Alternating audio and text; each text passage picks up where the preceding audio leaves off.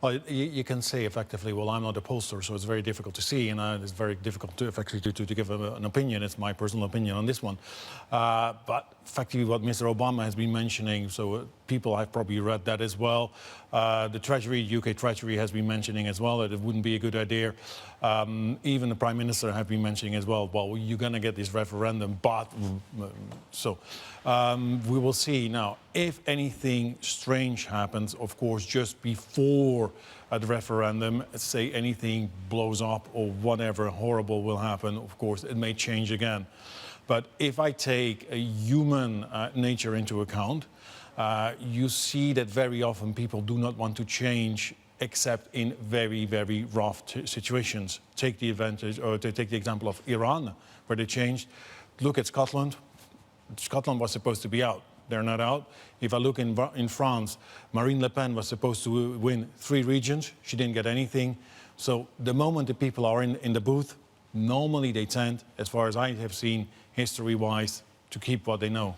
Let's just wargame the worst-case scenario. Sector-wise, financial services, they will be the biggest losers if Britain votes to opt out of the European Union, yes? Yep.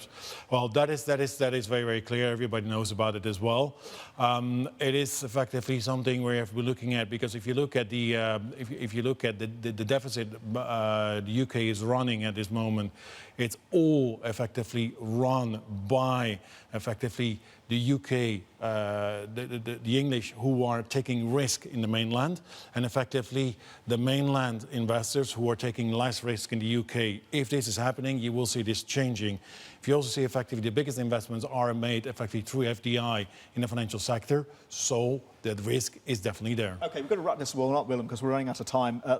HSBC, when you look at the likes of those companies, is it pretty much in the price, the risk of a Brexit, and do defensive stocks look like a good idea, and the dividend yield is as we get closer to this vote? No, exactly. Well, the HSBC would be the best bet in that sector, to be honest with you. Another one would be RBS, if you want to. It's a little bit more risky. And otherwise, effectively, we would be looking at the regulated utilities, especially where you've got the very nice dividend yields, like you mentioned. And then you come to companies like Pennon Group, you come to SSE, you come to United Utilities.